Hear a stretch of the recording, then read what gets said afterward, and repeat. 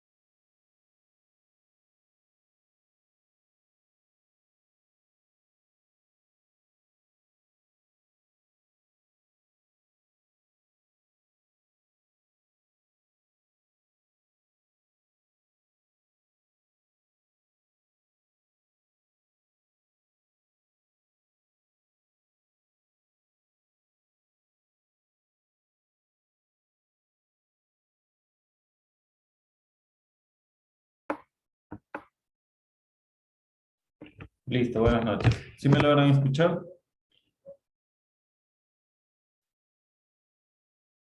Sí, licenciado. Ya listo. Sí pueden ver igual las diapositivas que están compartiéndose, ¿verdad? Sí, Ya listo.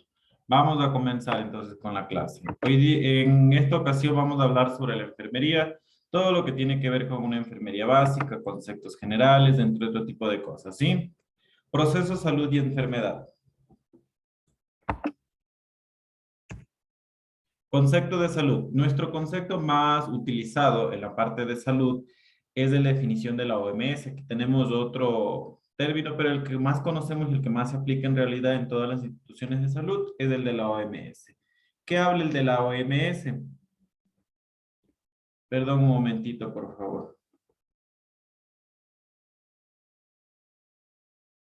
Estoy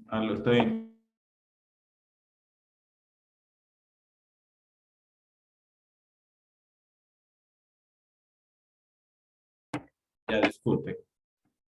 Ya, entonces, como les decía, la definición más conocida es la definición de la OMS, que salió a la luz en 1946. La salud es un estado de completo bienestar físico y mental y social, que no solamente es la ausencia de afecciones o enfermedades. ¿Qué quiere decir esto? En alguna parte, tal vez, no sé si como ustedes ya tuve la oportunidad de tener clases, pero hablábamos sobre qué. Si yo vengo a una consulta como tal, puede que yo diga, yo no tengo problemas de salud, vengo a mi control, lo que sea. Nosotros vemos que una persona viene aparentemente físicamente estable, normal, pero su parte emocional, y que es la parte que aquí habla, la parte mental, está muy afectada. Su parte social, un ejemplo, una persona de 16 años que vendría a ser un adolescente todavía, llegue solo a una consulta. Nosotros esperamos que la consulta sea con quién, con la mamá, el papá o el tutor en cualquiera de las circunstancias. Esa parte social ya está afectada. No quiere decir que yo esté físicamente dentro de los parámetros normales, me hacen exámenes de laboratorio, me hacen cualquier tipo de examen como tal, de apoyo o complementario. Listo, no sale nada, me hacen radiografía, tomografía, lo que sea. Pero la parte mental, la parte psicológica, cuando uno ve más allá de la parte física del paciente, ya sabemos que pasa algo. Como les decía, incluyendo la parte social. ¿Por qué? Porque nosotros estamos asociando a que si ese paciente de 16 años llega solo, o hay una falta de relación con los padres, o hay una falta de que no existan. Puede que hayan fallecido, él viva solo, o viva con un tutor que no sea de consanguinidad directa, sea un tío, que por lo general se convierte ya en un problema social y nosotros vamos atribuyendo más. Entonces tenemos una definición bien clara, que la salud es el estado completo de bienestar físico, mental y social y no solo la ausencia de afecciones o enfermedades como tal, ¿sí? Tenemos características de lo que tiene que ver con la salud y enfermedad, multidimensional y la variabilidad. ¿Qué quiere decir las multidimensiones? Lo físico, psicológico, todo lo que tiene que ver con la parte mental, social. Y en la parte de variabilidad, tenemos que hablar mucho del lugar, tiempo, cultura y religión, porque no es lo mismo una persona con un buen estado físico, ¿sí? En un lugar inadecuado.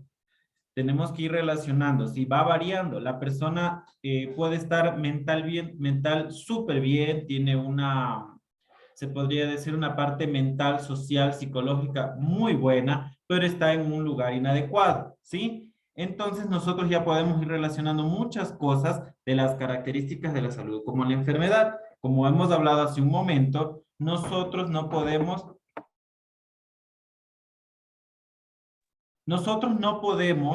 hablar solamente de lo que estamos apreciando físicamente, sino todo un entorno. En alguna parte, tal vez si lo hablamos, siempre se ve a un paciente como qué, como no un ente solito él, sino un ente integral total de las personas que lo rodean. Como les decía, les pongo un ejemplo.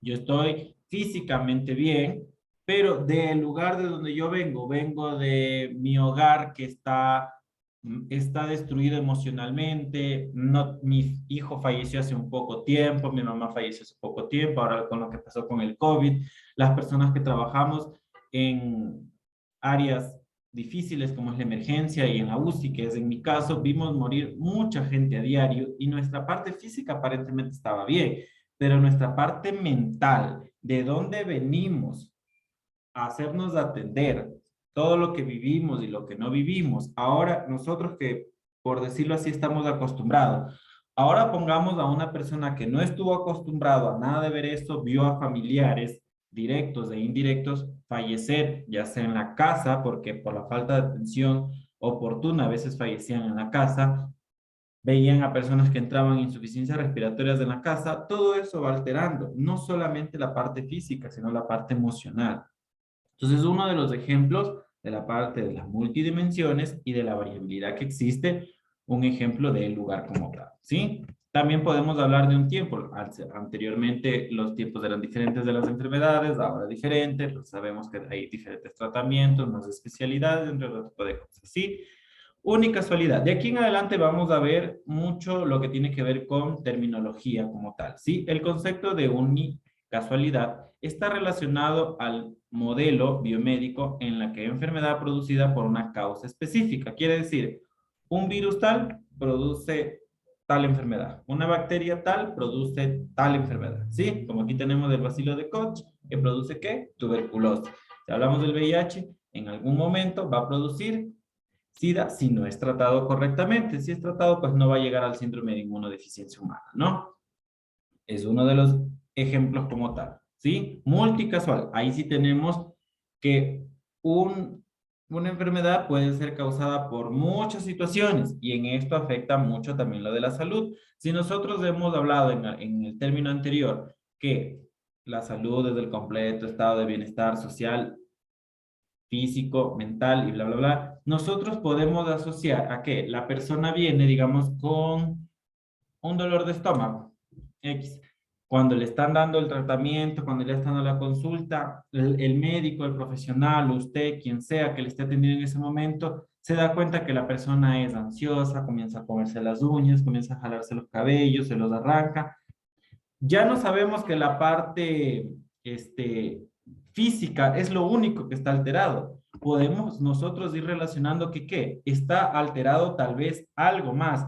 La persona Alita dice que alzó la mano. Verán, a la último nosotros tenemos un espacio para las preguntas, ¿sí? A lo último yo les doy el tiempo para las preguntas, ¿sí? Igual ya tomé una captura de las personas que se conectaron al inicio, más luego vuelvo a tomar una captura y al final nuevamente porque eso se tiene que enviar, ¿sí? Entonces, por favor, para que todas las preguntas que tengan a lo último conversamos, ¿ya? Listo. Entonces, nosotros ya podemos ir relacionando más cosas, ¿sí? Nosotros podemos ir más relacionando muchas situaciones más, no solo de lo que llega en ese momento. O sea, no es solamente la enfermedad como tal, ¿sí? Sino como vemos aquí, medio ambiente, agente casual, algo etiológico, ¿sí? El huésped, que es el virus, la bacteria, el parásito como tal, el que está produciendo tal vez la enfermedad en ese momento, ¿sí? Tenemos el perfil epidemiológico. El perfil epidemiológico es el estudio de la morbilidad, mortalidad de los factores de riesgo, teniendo en cuenta las características geográficas y su población. Claro, porque no es lo mismo decir que aquí en Quito hay dengue, ¿sí? Es el 1%, o sea, es una probabilidad muy baja en zonas muy rurales, muy distantes, donde hay más calor que frío, donde hay un clima cálido como tal, que podría ser, digamos, Calderón, Guayabamba, o en parte ciertas partecitas del valle como tal, pero es algo muy bajo, a diferencia de qué, de las enfermedades infecciosas por vías respiratorias. ¿Por qué? Por el polvo, entre otro tipo de circunstancias, ¿sí? Nosotros, ¿qué entendemos por morbilidad? Es un dato geográfico y sanitario que cumple la función de informar, proporcionar a las personas que sufren una enfermedad en un espacio y tiempo acotado. Cuando nosotros escuchamos tiene una morbilidad o algo, todo lo que tenga que ver con morbilidad es la enfermedad como tal. También ustedes han escuchado la mortalidad. Estamos hablando de la muerte como tal. Y cuando escuchan morbimortalidad, es una enfermedad que ha producido la muerte o estamos estudiando las enfermedades que producen muerte, ¿sí? Dice, las tasas de morbilidad más frecuentes usadas son las siguientes, la prevalencia y la incidencia. ¿Qué es la prevalencia? Frecuencia de todos los casos activos y nuevos. ¿Y cuál es la incidencia? Es la rapidez con la que ocurre una nueva enfermedad. Nosotros aquí tuvimos una incidencia del COVID, ¿sí? ¿Por qué? Es la rapidez, o sea, comenzó de manera rápida y se dispersó, ¿sí? En cambio, acá la prevalencia al momento y es una enfermedad antigua y nueva, no tan antigua porque si habláramos de antigüedad estamos hablando de unos 20 años atrás, ¿no?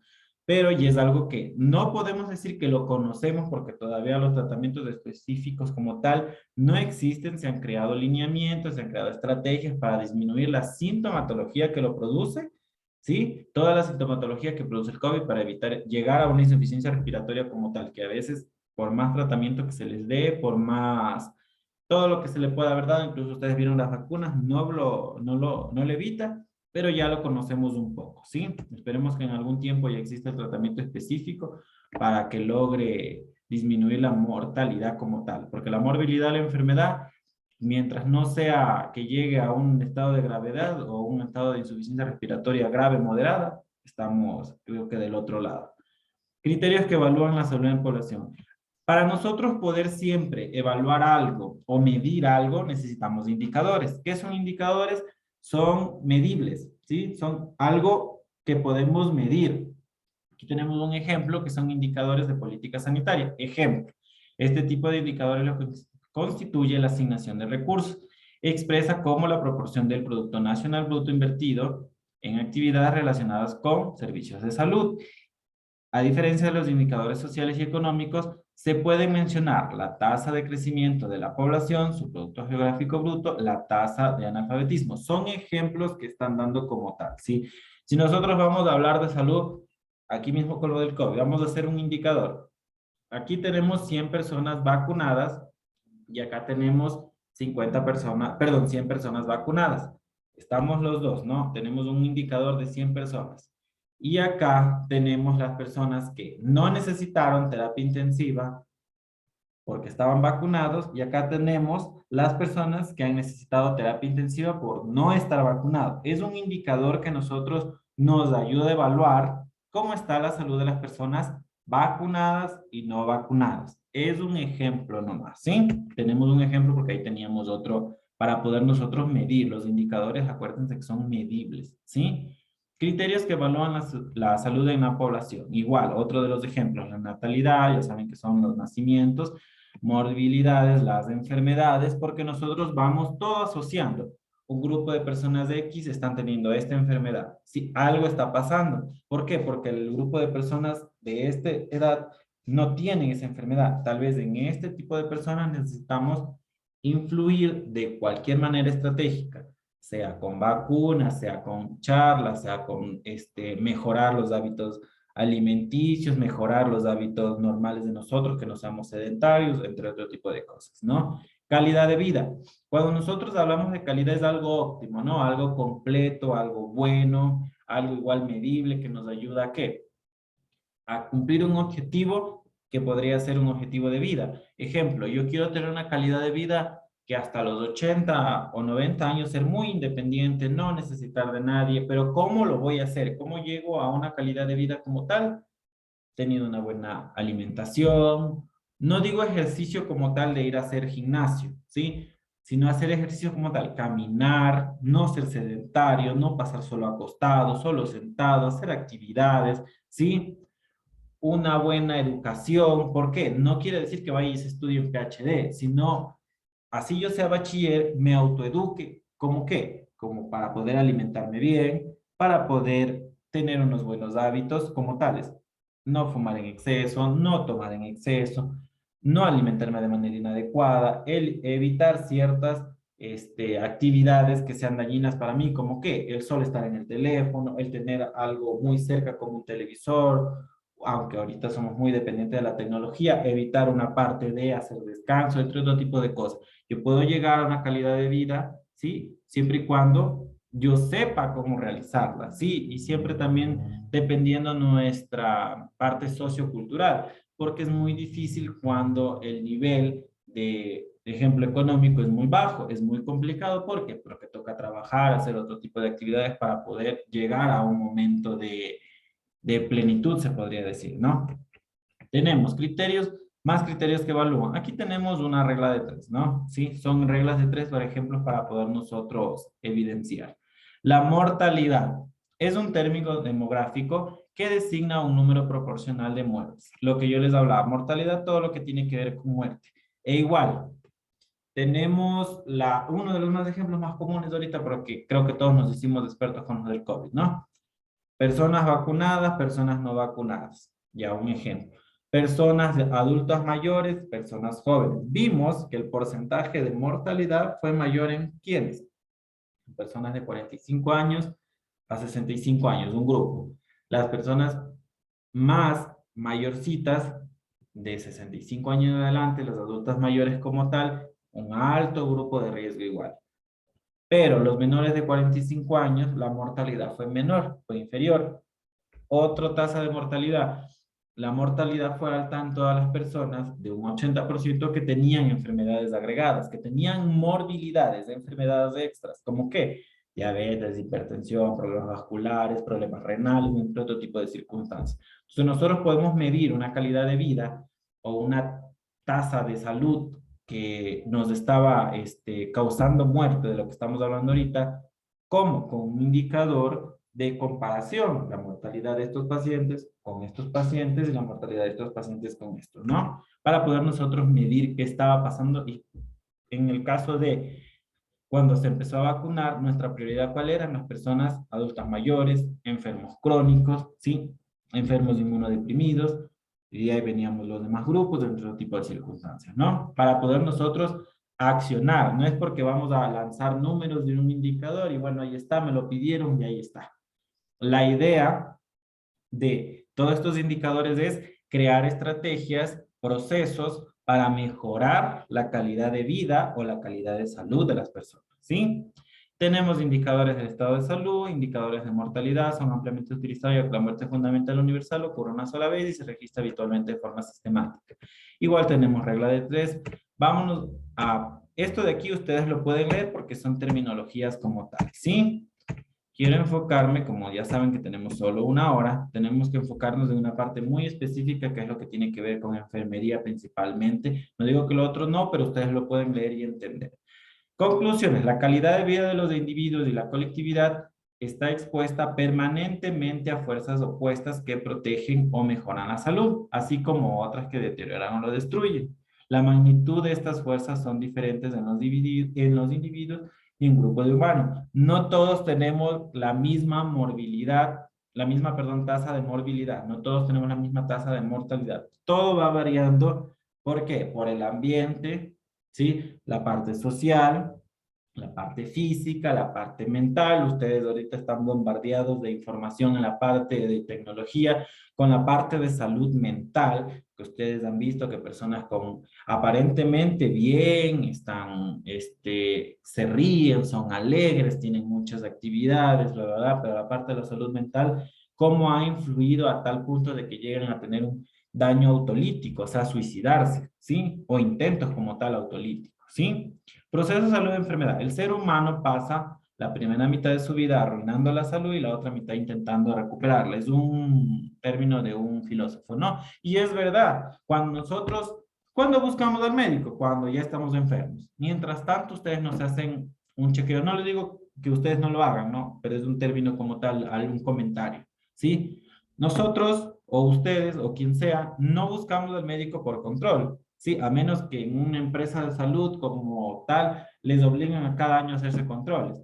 Pero de ahí buscamos es cuando ya me duele algo, cuando quiero faltar al trabajo, cuando quiero faltar al colegio. Cuando hay ese tipo de circunstancias, ahí yo recién me acuerdo que tengo que ir al médico. Entonces, siempre es bueno tener un chequeo y un control como tal para detectar, como había una de las clases que se da en algún momento, si las di con ustedes o con quien sea, hay el momento de que un plan estratégico para mejorar la salud o para conservar la salud como tal es que el diagnóstico y la intervención oportuna. ¿Cómo lo vamos a hacer? Siempre estando en chequeo médico, cada vez que el médico me diga, ¿sabe qué? Como usted es una persona aparentemente sana, cada 3 meses nos vamos a ver, no necesariamente cada que le duela venga, entre otro tipo de circunstancias. Y la parte de enfermería es esa, ¿sí? Nuestra parte de enfermería es la recomendación. ¿Para qué? Para que los pacientes, sus familiares, quien sea, que sean direccionados a esa atención, a que se cuiden como tal, ¿sí? No esperen a la dolencia. Si hablamos de los valores de enfermería, ustedes tal vez en cualquier lugar o en cualquier casa de salud, ustedes tienen a la enfermera como la más brava, la mal genia, nos pasan memes, nos pasan de todo, que nosotros tenemos, como yo que trabajo en el IES, las del IES son así, tienen una cara de sol, está enojada. La parte de enfermería tiene una reputación de ¿qué? De hacer controles de calidad, buscar, se podría decir el mínimo para corregir ese tipo de circunstancias, ¿sí? Y los valores de enfermería que se podría decir que nos representa más es ser muy honestos, ¿sí? Y ser muy cumplidos. No digo que el resto no, estoy hablando netamente de enfermería, ¿sí? Nos representa eso. Hay muchos valores, ya nos podemos ir a las religiones, nos podemos ir a creencias, nos podemos ir a valores como tal éticos, a parte moral, entre otro tipo de cosas, ¿sí? Pero en esta parte es muy importante que la enfermería se detalla o tiene esa reputación como tal. Hay una parte que más luego vamos a hablar, ¿por qué creen que andamos siempre de blanco? Y se trata y se prioriza, ya sea blanco con un colorcito extra o blanco puro, porque nosotros reflejamos pureza como tal. Por eso nuestro uniforme es blanco, ¿sí? Dice, ¿qué son los valores? Son creencias o actitudes duraderas sobre el valor esencial de una persona, objeto y acción. ¿Son importantes los valores? Sí, ya que incluyen las decisiones, acciones, incluidas la ética de enfermería. Ustedes, como van a ser profesionales de enfermería en algún momento, van a ser, no se puede decir tal vez tachado, pero van a ser señalados como tal, como él es un buen enfermero, ella es una muy buena enfermera, su trabajo es muy impecable. Verán que viene la enfermera tal, la señorita tal, el señor tal, y a él le gusta que tengan todo limpio. Nuestra reputación se basa en nuestro trabajo y lo vamos estableciendo de poquito en poquito. Y es algo que nos vamos agregando muy bien si nuestro trabajo es bueno, porque así también hay, esa enfermera es vaga, esa enfermera no hace esto, esa enfermera lo hace otro. Y nuestro valor principal, acuérdense siempre, nuestra responsabilidad, ¿sí? El ente de enfermería tiene que ser muy responsable porque es el que nos ayuda a controlar que la calidad se esté dando, ¿no? Entonces, ¿cómo se adquieren los valores profesionales? Se adquieren durante la socialización en esta disciplina y las experiencias de la enfermera. Recordemos también que eso también puede que digan que no, pero influye mucho el hogar, ¿sí? Nosotros venimos trayendo valores y esos valores los tenemos que seguir implantando siempre que sean buenos para que se siga fluyendo, ¿sí? La educación profesional en la enfermería desarrolla valores que tienen por ver el respeto de los derechos humanos a la dignidad humana. Incluso en esta parte de la dignidad humana hay una parte muy bonita que nosotros siempre tratamos de que el paciente no me lo traten mal. Si yo le estoy atendiendo, yo le estoy haciendo algo, trato de cuidar la integridad del paciente, que él me lo diga, si es un secreto, me lo diga solo a mí. Si estoy bañándole, bien cubrido, ¿para qué? Para que nadie no lo vea, bien cubiertito su habitación, lo que sea. Sí, esa parte de nosotros tenemos la parte humana como tal bien planteada y es bueno y hay que seguirlo fomentando y hay que seguirlo aplicando, ¿sí?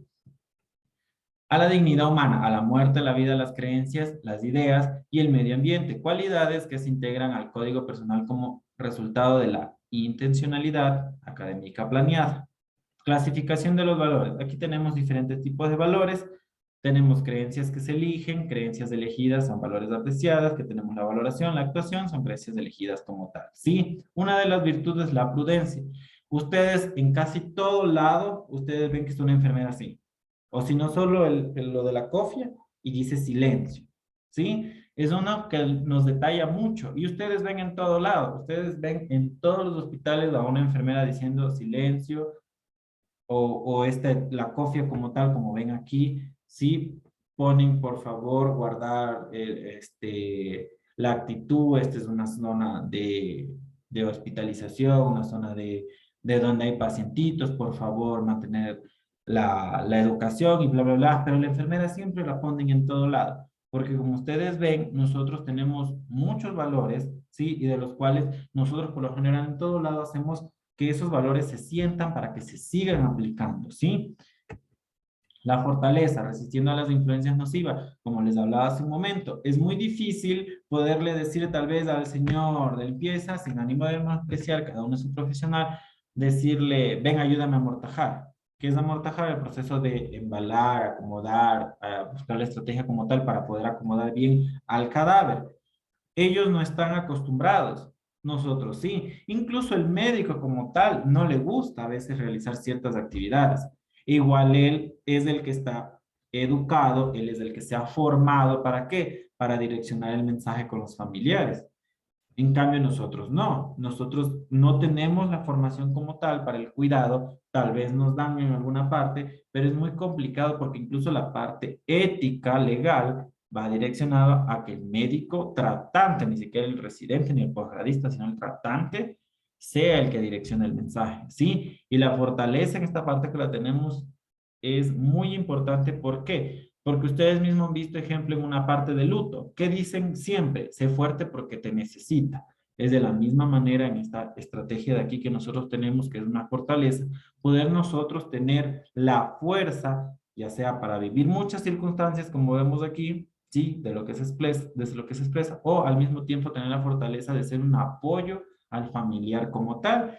No necesariamente si se muere. ¿Por qué? Porque si llega el familiar que tal vez no le ha visto en mucho tiempo al paciente, o lo tenía visto en hospitalización, se complicó, subió a terapia intensiva y ahora está entubado, está dormido con un poco de cables, la emoción y el impacto de ver a esa persona, ahí nosotros es que estamos. No es que llegan las visitas, yo me voy por allá a sentarme a conversar con mi compañero aprovechando que ya está el familiar. Yo tengo que estar ahí porque no sé si ese paciente perdón, ese familiar sea paciente cardíaco, tenga algún tipo de enfermedad como tal, ya sea del corazón o algo que le produzca algo, y en ese momento se nos desmaya o lo que sea, entonces yo tengo que hacer ese acompañamiento de fortaleza, ¿sí? Justicia, siempre tenemos que tener nuestra idea de siempre hacer la beneficencia y no la maleficencia. La beneficencia es siempre actuar para bien del paciente, ¿no? Como su nombre lo dice. Y la maleficencia no podemos llegar a saber que es algo malo, que podemos incluso causar algo malo y hacerlo como tal, que ahí vendría a ser todos los eventos adversos como tal, cualquier evento adverso, ¿sí? Puede ser medicación incorrecta, ojalá y en algún momento yo les pueda dar de enfermería mismo todo lo que tiene que ver con los días correctos, ¿no? Cualquier otro tipo de que sea de maleficencia, no lo puedo yo realizar porque yo ya sé que eso no solamente dice asumiendo la necesidad de esfuerzo para dar, es debido de acuerdo a nuestra función social, responsabilidad, todo lo que tiene que ver con los derechos, todo lo que tiene la parte legal, ¿sí? ¿Por qué? Porque yo ya sé que si yo causo algo, no solamente me van a votar, me van a demandar, me puedo ir preso, lo que sea, es el daño como tal al paciente, ¿sí?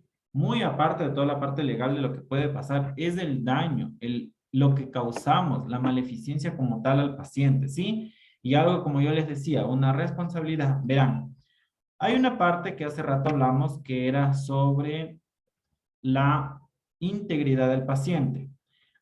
A ver, aquí voy a ver a Maribel Solórzano. ¿Puede activar el audio? A ver, Maribel Solórzano, ¿puede activar el audio?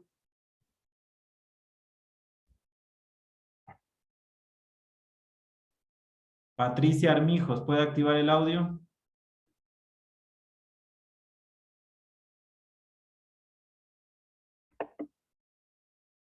Verán que la calificación de la participación también se da, ¿no? A ver, Damaris Bajaña. Sí, Licen, buenas noches. ¿Cómo le va, Damaris? A ver, me va a ayudar con algo. Usted ve la imagen de aquí. La parte de la integridad del paciente está preservada, está cuidada.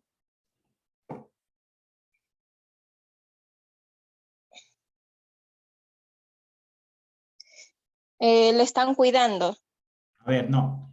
La integridad del paciente, ¿sí? Es algo que nos lleva a qué? A ser íntegros como tal, a nuestra privacidad, nuestra imagen, ¿sí? Quiero que me responda usted. ¿Usted ve que en estas dos imágenes la integridad del paciente se está cuidando? Sí. ¿Por qué? A ver. No. O sea, usted me está hablando de la otra imagen. No, ahí no. Se está tomando foto, o sea, la persona de cuidar de cuidar Muy al bien. paciente. Ya, muy bien. Muy bien, Damaris. Verá, en esta parte de aquí, ¿qué nosotros vemos? La integridad del paciente debe de ser cuidada, ¿sí? No publicada. Yo puedo, listo, tal vez para una tarea o lo que me hayan mandado como evidencia de que yo estoy haciendo algo, con el permiso del paciente, en el caso de que el paciente sea inconsciente, listo, no le voy a pedir permiso, pero voy a cubrir su rostro y no lo voy a publicar. ¿Ustedes creen que si X persona de aquí, de las personas que no contestaron, que ya registra el nombre, ustedes estén ingresados y le están haciendo tal vez una atención ginecológica y tomen una foto justo de sus partes íntimas y publiquen en un ensayo como estos, o bueno, en la parte de aquí que la señorita ha publicado con el paciente atrás, ¿ustedes creen que es algo lógico nosotros poder publicar eso? No, ¿verdad? Entonces, No. exacto, no es correcto. La integridad del paciente no se está cuidando. Y aquí viene la responsabilidad que es de asumir las consecuencias de nuestros actos intencionados o no, porque esto no es correcto. Muy aparte de qué, que yo estoy haciendo todas mis actividades, yo le he puesto la medicación a la hora correcta, le he hecho la desinfección, ya sea recurrente, terminal o lo que sea, yo he hecho todo lo que tiene que ver con mis actividades. Ya hice, cumplí con mis actividades, pero la responsabilidad de las que va a suceder con estas situaciones no no pueden pasar. Son actividades incorrectas que no cumplen el cuidado de la integridad de un paciente, ¿sí? Entonces, muy en cuenta con eso. Como yo les dije, somos un personal muy responsable, caracterizado como tal de cumplir nuestras actividades y ver lo bueno, y si es algo malo, eso malo convertirlo en algo bueno, pero este tipo de circunstancias no, ¿sí? Pueden haber problemas legales porque no están cuidando la integridad del paciente. Puede que, digamos, esté el paciente ingresado y nadie lo sepa por X motivo, lo que sea, y ustedes llegan y publican esto, se hace viral, lo que sea que se ha hecho ahorita, las redes sociales son partícipes de esto, y ustedes pueden terminar en problemas legales, ¿sí? Miren acá otra circunstancia, ¿sí? Imagínense, fui a hacer una guardia y una señora estaba agonizando. Entonces, ese tipo de cosas es algo inaudito. O sea, no puedo yo no respetar al paciente como tal. Ya listo, tal vez en ese momento yo no me importó porque no es mi familiar, no le conozco.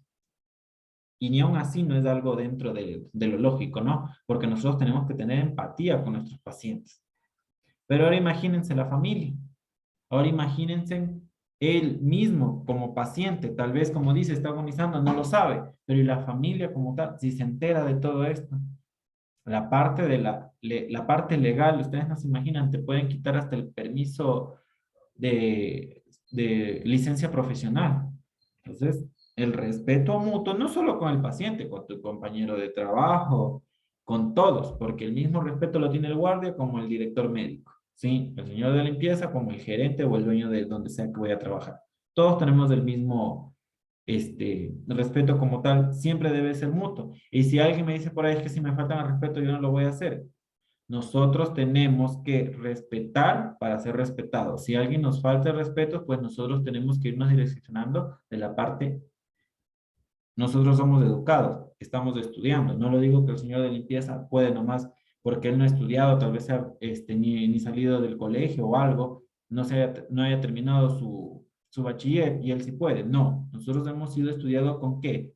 Con valores, con la ética profesional como tal, estamos trabajando y debemos un respeto a nuestros compañeros, nuestra institución, de la puerta del hospital, de la clínica, de la casa de salud, para afuera, cualquier circunstancia. Dentro de, pueden llegar a una parte legal donde, como les digo, pueden perder hasta su licencia profesional. ¿Sí? La lealtad, que implica aceptar los vínculos explícitos. Bueno, aquí tiene que ver que si yo firmé un contrato, tengo que cumplirlo, ¿no? Tengo que ser leal a eso, tengo que ser leal a qué? A mi gremio, tengo que ser leal a qué? A mis valores, tengo que ser leal a mi profesión, a mis pacientes. ¿Sí? ¿Para qué? Para que exista incluso un trabajo correcto y como yo les decía hace un momento, buscar la calidad de atención para mejorar esa salud del paciente, ¿sí? Aquí tenemos más terminologías como tal. Tenemos la relación enfermera-paciente. Si nosotros hablamos de un protocolo como tal estandarizado, ¿qué nosotros conocemos? Depende de la cantidad de pacientes, es la cantidad de personas de profesionales, ¿sí?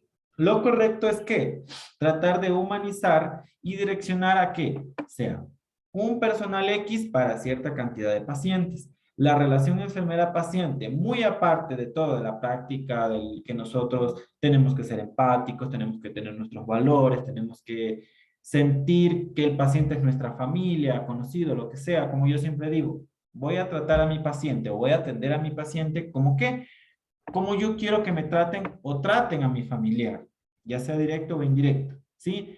Pero esta parte de aquí, de la relación paciente-profesional, a veces se incumple, ¿por qué? Por la falta de recursos económicos, la falta de recursos humanos, cuando hace falta profesional como tal. Pero yo debo de tratar de direccionarme ¿a qué? A que sea una atención íntegra, ¿sí? Integral, que sea completa, que sea con calidad. Tratar de direccionar lo que yo les decía a todos, porque me van a decir, es que sí, es que yo estoy solo, yo estoy sola, y son 20 pacientes, ¿cómo voy a atenderlos a todos? No me alcanzo, mando a la interna, mando a la auxiliar, a quien sea, a que me dé tomando los signos. Sí, yo ya le dije al paciente que se tome la pastilla, le dejé ahí. Eso no es una calidad de atención, ¿sí? Tenemos que tratar de mejorar con todo lo que yo les digo y con la parte humana, ¿sí? Hay que sentir empatía por nuestros pacientes, porque a veces, muy aparte de la enfermedad que tiene, nosotros le agregamos otra situación, que a veces es el ser maltratados, ¿sí? No necesariamente de golpe, sino maltratados como tal de no tratarlos de manera correcta. Lo típico, llego, ni saludo, control de signos vitales, pongo el medicamento y hasta luego. No le dije cómo me llamo, que es una de las principales estrategias de la relación enfermera-paciente, presentarme como tal, ¿sí? Buenas noches, soy fulano de tal, soy el profesional de enfermería, yo voy a trabajar con usted, ¿sí? Yo voy en los días correctos de la aplicación del medicamento, yo tengo que explicarle qué le estoy poniendo y qué puede llegar a pasar si es que el medicamento produce alergias, usted tal vez no tolera cierto medicamento porque hay ciertos efectos adversos de cada medicamento que son más sensibles en otros pacientes como tal. Usted me tiene que explicar, entre otro tipo de cosas. No, yo voy, cojo, le pongo el medicamento y me retiro. O si no, cuando van y le controlan los signos vitales, ustedes se dan cuenta que la mayoría le preguntan, ¿y cómo están? Pero no, ustedes cogen, llegan, le toman los signos, cogen y se van. Entonces yo tengo que ir direccionando, señor X, yo le voy a tomar los signos vitales, termino los signos vitales, tampoco le puedo decir, oye, usted está hipertenso, algo le va a pasar, o ve, está desaturando. Tengo que tratar de direccionar el mensaje, si le parece que está un poquito hipertenso, ya regreso a tomarle nuevamente, relájese, tranquilícese, porque el mismo hecho de que yo le dé esa información, él se puede alterar y todo, empezar a subir más la presión como tal. ¿Sí? Entonces nuestra relación como tal debe de ser con todas las partes profesionales, con una perspectiva humana, siempre sintiendo empatía y como hay una frase como yo les digo que yo siempre trato de hacerla que es hacer de cuenta que yo voy a atender como quiero que atiendan, me atiendan a mí y atiendan a mi familia, ¿sí? Sea indirecta, indirecta. De esa manera yo tengo que atender a mi paciente, porque cuando ustedes ya están del otro lado siendo pacientes, ustedes se dan cuenta todo lo que no deben de hacer y el profesional lo hace, ¿sí? Entonces, esa parte es muy importante. No se olviden su parte profesional que siempre lo tienen que tener, más aún la parte humana y la parte empática, porque no podemos agregarle una, aparte que ya está enfermo, agregarle un problema más que es sentirse maltratado, humillado, excluido, ¿sí? Es muy importante. Aquí habla de la comunicación enfermera-paciente, lo que yo les decía. Una de las partes de nosotros de enfermería es la comunicación efectiva. ¿Qué quiere decir la comunicación efectiva? Alguien que me dé un ejemplo de la comunicación efectiva. A ver.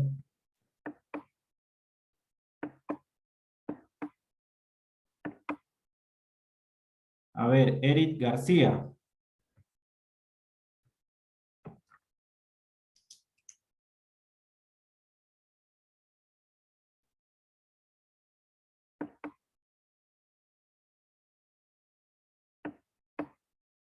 Puede ser. Otro ejemplo. A ver, Eric, otro ejemplo, dígame usted mismo.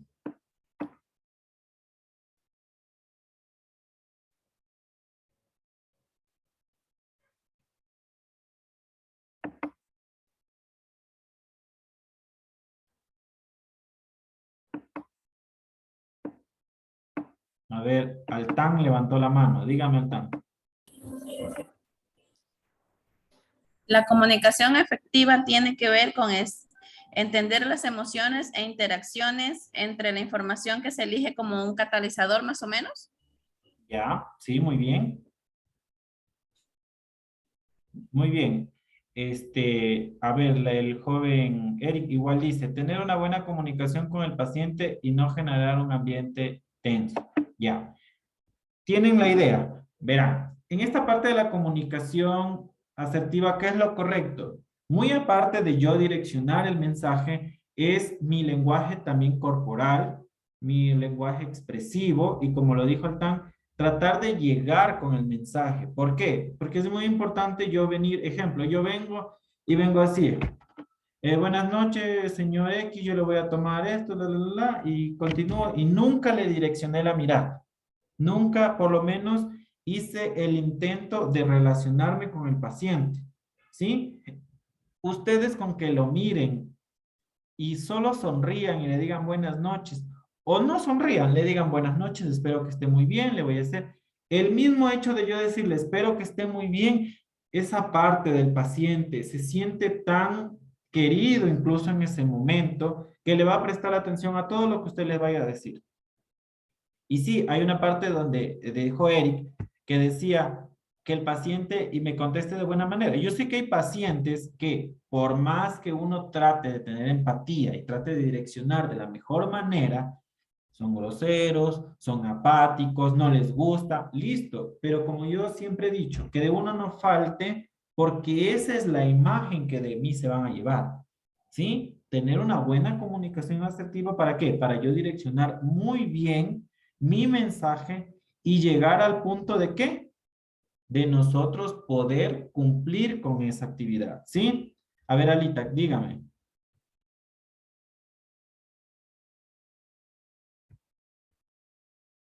Ya listo, solo alzó la mano. Vamos entonces. Tenemos aquí lo que tiene que ver con los símbolos de enfermería, ¿sí?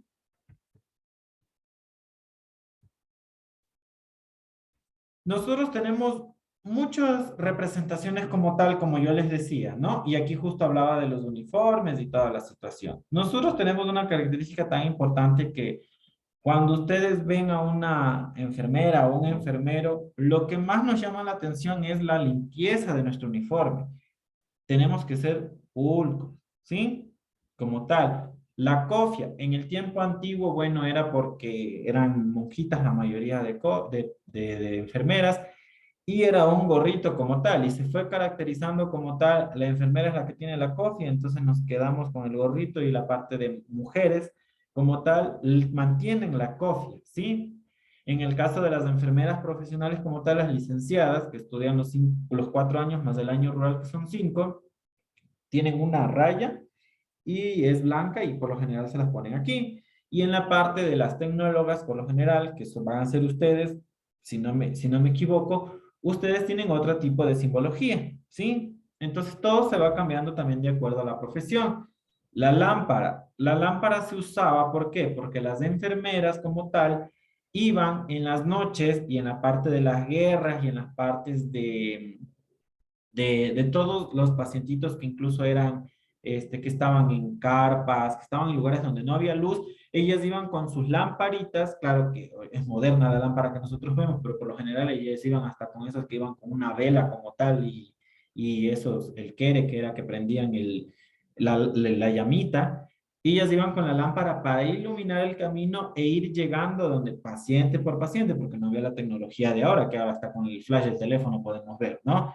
Entonces son características como tales, ¿sí? Son circunstancias que se fueron dando y se fueron moldeando a ciertas actualidades. Ahora, ejemplo, vemos la cofia. Yo que trabajo en terapia intensiva, no pueden usar cofia solo la supervisora y las acompañantes de la parte de administración. ¿Por qué? Porque la cofia es un medio de contaminación. No sabemos cuándo las lavarán, si es que las lavarán, no sabemos qué caerán nomás en esas cofias. Entonces, al momento de la atención de los pacientes que en terapia intensiva son inmunodeprimidos por muchas situaciones, ya sean por medicamentos, ya sean por bacterias, virus, todo lo que hayan adquirido antes o durante la estadía hospitalaria, pueden conllevar infecciones. Entonces, la parte de epidemiología de infecciones de cualquier tipo de hospital prohibió el uso de cofias en la parte asistencial de terapia intensiva y áreas críticas como tal, o con pacientes vulnerables. ¿Sí? Porque si existe vulnerabilidad en algún paciente, lo que podemos hacer es afectarles como tal. El uniforme blanco, como yo les decía, nuestra característica es la pureza y la integridad. O sea, que somos limpiecitos. Por eso somos blancos como tal, de puro. Pero se ha ido acomodando como tal. Hay lugares donde ¿qué? Son blancos con una raya X, hay ciertas clínicas como tal no usan el blanco, pero eso ya va a depender las normas como tal. El ministerio por lo general y el IES son los que manejan todavía y se mantienen con los uniformes blancos. Son muy raras las áreas como neo, donde nadie les ve, UCI neonatal, digamos, quirófanos, donde no usan uniformes blancos porque son otras actividades como tal, ¿sí? Pero cuando hay algún programa o lo que sea, ya la usan como tal, ¿sí? Nuestro juramento. juro solemnemente ante Dios, independientemente de la creencia como tal, pueden ser ateo, pueden ser budistas, lo que sea, es un juramento como tal que se dio, ¿sí? Ante Dios y la presencia de la asamblea, llevar una vida digna y ejercer mi profesión honradamente, como tal. De ahí el resto va todo añadiduras. Nosotros sabemos, con todas las normativas del ministerio, protocolos, estrategias que se dio como el ministerio del órgano rector de toda la salud y el resto, que tenemos que saber lo que tenemos que aplicar, lo que tenemos que ejercer. Cuando dice aquí, en mi presencia de esta asamblea, quiere decir los compañeros como tales que están en ese momento, si nosotros no cumplimos algo, ya sabemos o que nos votan, nos sancionan, o podemos llegar a la parte legal, ¿donde qué? Donde nos pueden llevar hasta preso, ¿sí? Así que necesaria o innecesariamente hacer el juramento, lo hagan o no lo hagan, tenemos que cumplirlos. No solamente porque alguien me lo dice a la parte legal.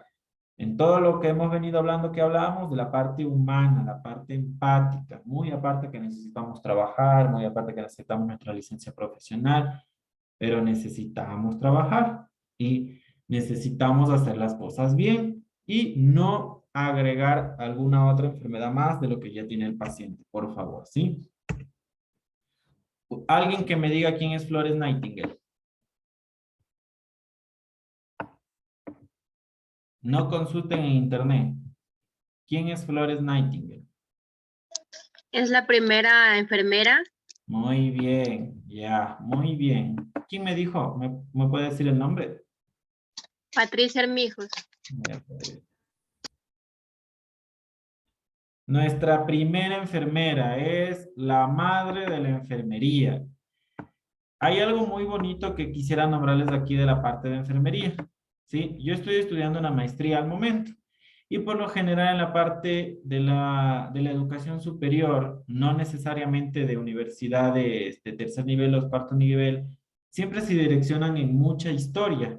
Y me pareció súper interesante cuando empezamos con la parte de calidad y la primera imagen fue Florence Nightingale. No se imaginan el orgullo que yo sentí que a la final en mi maestría solo somos 5 enfermeros y el resto estamos regados de médicos, obstetras, laboratoristas, bioquímicos y otro tipo de cosas. ¿No saben el orgullo que sentí al momento de una enfermera sea el ejemplo como tal de estudio? ¿Sí? ¿Qué hizo Florence Nightingale? Si es que alguien lo supo muy bien, como lo dijeron hace un momento Patricia, es la primera enfermera que se dio como evidencia como tal que la conocimos. Pudo haber ido antes, pero no se la catalogó como una enfermera. Alguien que me diga qué es enfermería, sin por favor leer, solo quiero que su cerebrito actúe y me diga, para mí enfermería es esto. No me lo lean, porque si me lo van a decir textualmente ya sé que lo han leído. A ver, Minerva Santana. ¿Qué es enfermería para usted?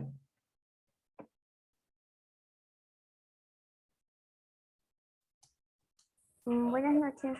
Es una especialidad donde se atienden a varios pacientes con enfermedades, ¿ya? Eso es lo que yo entiendo de enfermería, donde se da a conocer las enfermedades y se procura de curarlas y hacer que el paciente se sienta bien, mejore su salud. Ya, muy bien, Minerva. ¿Tienen la idea? ¿Alguien más que tal vez quiera decirlo? ¿Alguien? Buenas noches. Es el cuidado y la atención del paciente. Es como ponerse en el lugar del paciente. Ya. ¿Quién dijo eso, perdón? Elena Santana. Ya. A ver, chicos, vamos, muy bien. Tienen la idea, que es lo importante, como yo les digo. Lo importante es tener una idea, porque aquí yo no soy el que lo sabe todo. Aquí yo soy un guía entre el conocimiento y ustedes, para que vayan direccionando, porque aquí, al que le gusta la enfermería, y para algo ojalá ya estén estudiando, van a salir de esto y van a empezar a leer lo poco o mucho que hayan visto aquí. Enfermería es el arte y ciencia de cuidar al enfermo. Recuerden eso. Nuestra primera y importante, se podría decir, una de las más importantes de todas las actividades que tenemos, es el cuidar al enfermo, ¿sí? Porque por ahí uno escucha, ay, es que el médico viene, pone medicación y se va. Ay, es que le pagan lo mismo al licenciado de laboratorio y él solo saca sangre y se va. No. Nosotros hemos estudiado ¿para qué? Para cuidar al enfermo. Muy aparte que hacemos muchas cosas como insumos, calidad, procesos de infecciones, coordinación, un poco de cosas más. Lo que tiene que ver con coordinar todas las actividades, de que estén bien funcionando, bla, bla, bla. Entonces, muy aparte de todo eso, el objetivo de la enfermería, ¿qué es?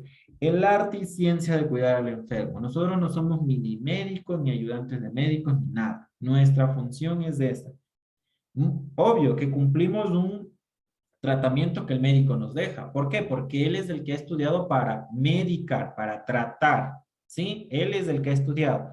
Y nosotros estamos estudiando ¿para qué? Como lo dijo alguien por ahí, si vemos una enfermedad, curarlo como tal. No lo vamos a curar porque yo no le voy a dar el medicamento. Lo voy a curar con mis cuidados de enfermería. Entonces, siempre tenemos que tener en mente eso. Enfermería es el arte y ciencia de cuidar al enfermo, ¿sí?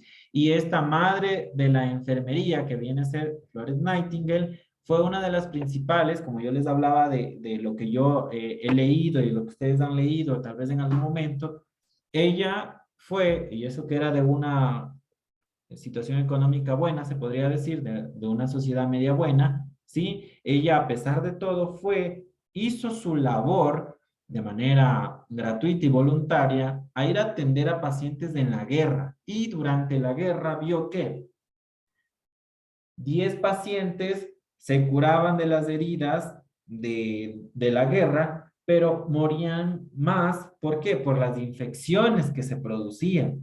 Entonces ella empezó a ver que si no había el correcto higiene de manos, el correcto proceso y la curación posterior a cualquier situación y circunstancia de cirugías, los pacientes iban a morir más. Entonces ella comenzó a detallar por qué este paciente se murió y por qué este no. ¿Por qué? Porque él fue intervenido quirúrgicamente y él no.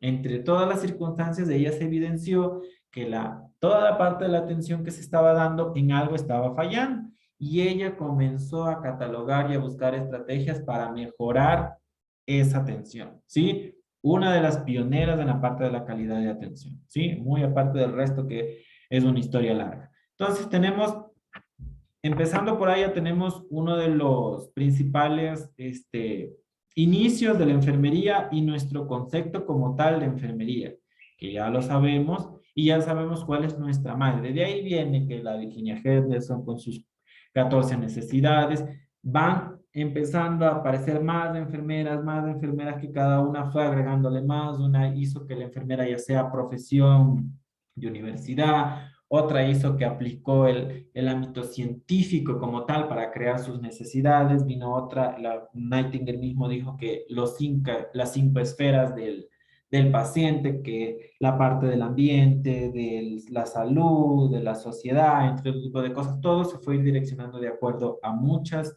variantes y a muchas enfermeras que fueron viendo ciertas características que rodeaban y ciertas características especiales para poder aplicar todo lo que yo evidenciaba. ¿Sí? Tenemos deberes y derechos del paciente como la parte legal. ¿Sí? Todo resumen aquí nosotros ya sabemos.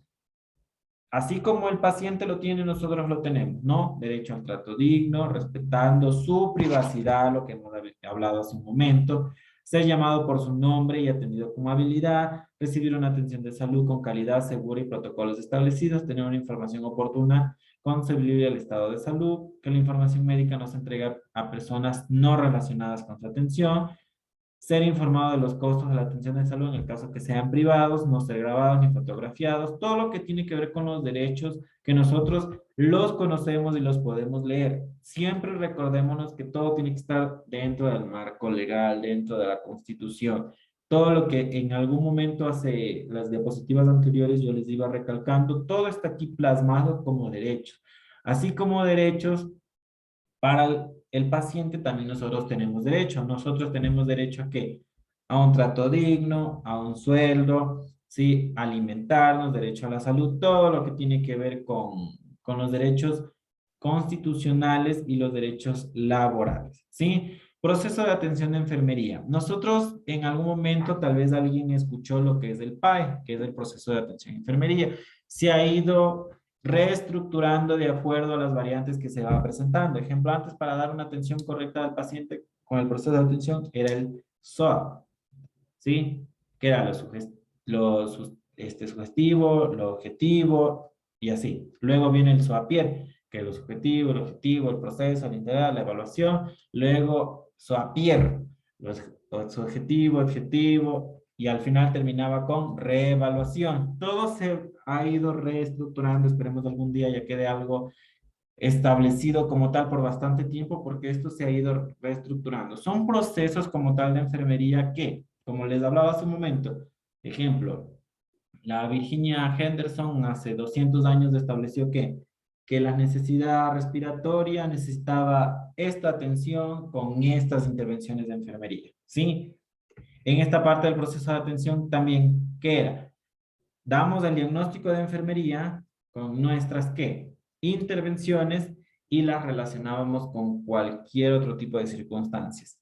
Luego de eso reevaluamos para ver que nuestras actividades o intervenciones de enfermería si funcionaban o no. Un ejemplo, el patrón metabólico, regulador de temperatura alterado, inestable, bla, bla, bla. Intervención, cuidados de enfermería, ¿cómo qué?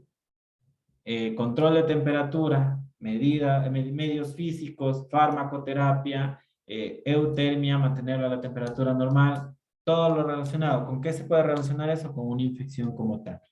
Luego de haber actuado, reevaluamos para ver si están funcionando y si mismo fue una infección o fue otro tipo de circunstancias, ¿sí? Entonces, el proceso de atención se dio para qué? Diagnosticar, intervenir y relacionar con algo y luego reevaluarlo para poder nosotros darle tal vez otra estructura a nuestras intervenciones con otro diagnóstico que tal vez puede ser que lo estemos implementando de manera inadecuada, porque también el paciente como llega no se va, entonces puede ir evolucionando y nos puede dar una característica específica para poder nosotros actuar, ¿no? La finalidad del proceso de atención, reconocer el estado de salud del cliente o del paciente y los problemas o las necesidades reales del mismo, organizar planes, que es las intervenciones como tal, para satisfacer sus dolencias, las necesidades que tenga el momento, ¿sí? Interviniendo como tal, ¿sí? Tenemos nuestros procesos como tal. En todo lo que tiene que ver con la atención, ¿qué es? Valoración, viene nuestro diagnóstico, planificamos algo, ejecutamos de eso y nosotros evaluamos. ¿Por qué? Porque yo no puedo valorar sin diagnosticar. Al momento que yo estoy viendo algo, yo ya sé, yo ya le estoy dando un diagnóstico, ¿sí? Y si yo diagnostico algo, yo ya veo como tal, ¿qué yo hago? Planificar algo, ¿sí? Pero yo no me puedo quedar solo en planificar, yo tengo que ejecutarlo. Y de ahí viene el saber si mi ejecución, mis actividades de enfermería funcionaron.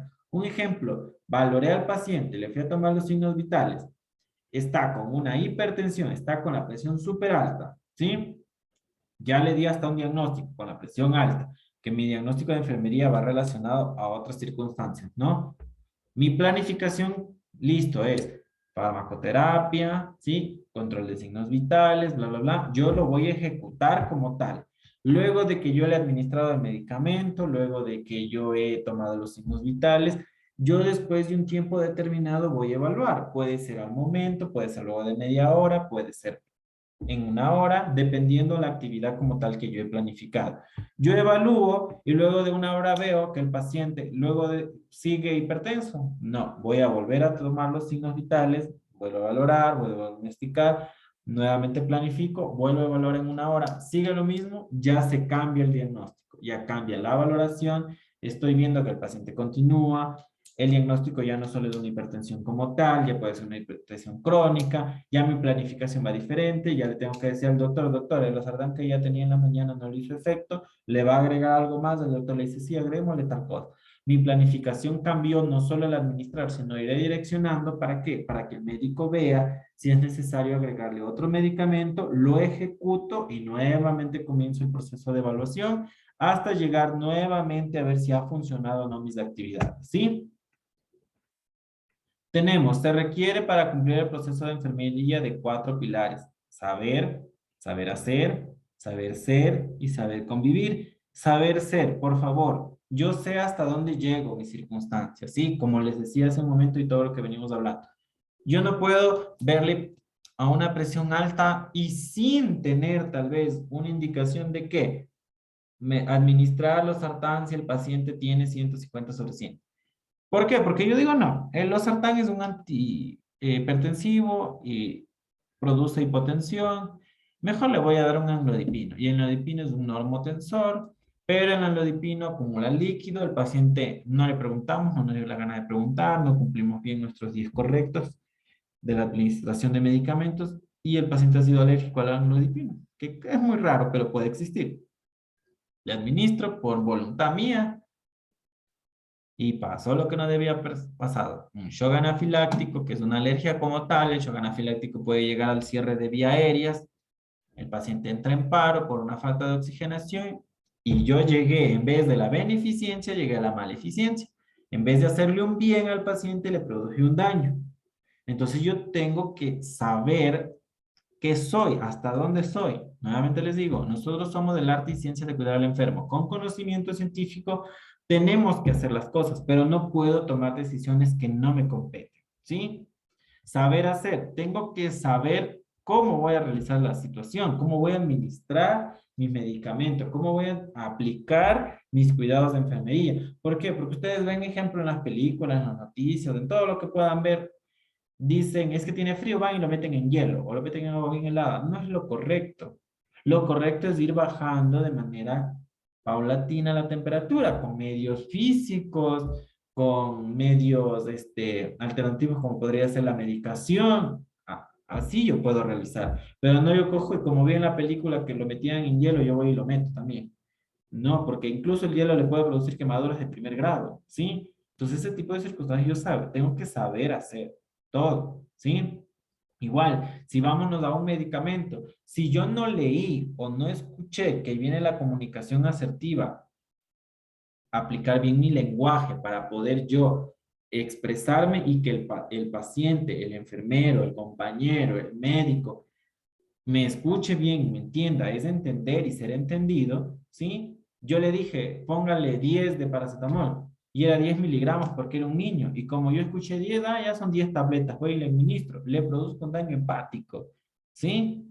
Entonces, ese tipo de circunstancias que tengo que saber cómo hacer. Por eso les digo, el arte y ciencia de cuidar al enfermo, sí, pero con conocimiento científico, ¿sí? Y el saber convivir, porque nuevamente conlleva esto a la empatía y a la parte humana. Yo tengo que saber cómo actuar con mis pacientitos para que ellos se sientan bien. Yo no puedo llegar con una mala actitud, sin identificarme, sin ser una persona humana, correcta, para poderme yo direccionar, porque va a existir la barrera y no voy a convivir. Mi paciente nunca me va a decir, es que como viene enojado, ¿qué le voy a decir? Que me sigue doliendo. Es que como está así, que le voy a decir que yo tengo que tomarme esto, mejor me tomo solo.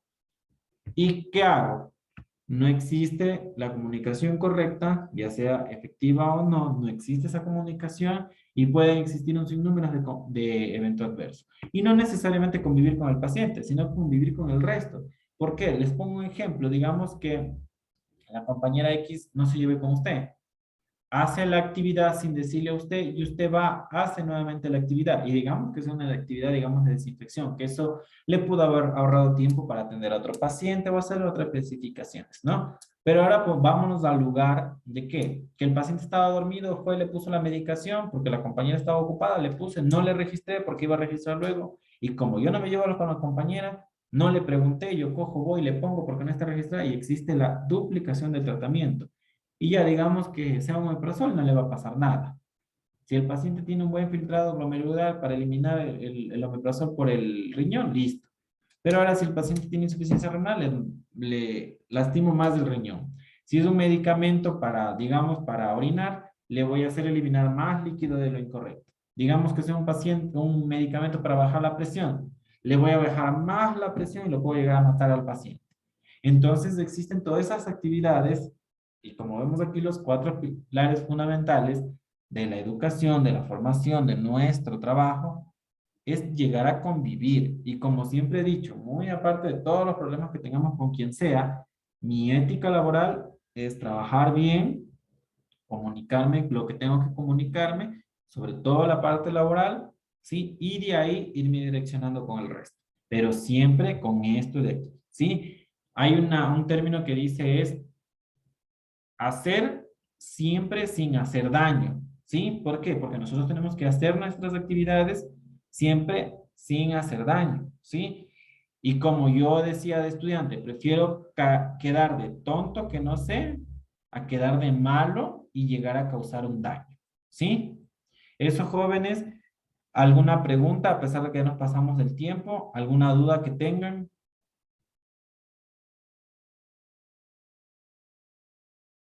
Sobre las tareas que alguien que preguntó, sí, tienen que hacer tareas, ya se les da de subir entre hoy y mañana a la plataforma, van a hacer tareas específicas donde vienen con reglas estratégicas, procesos para que los tengan que aplicar y por lo general todo se sube en PDF a la plataforma, ¿sí?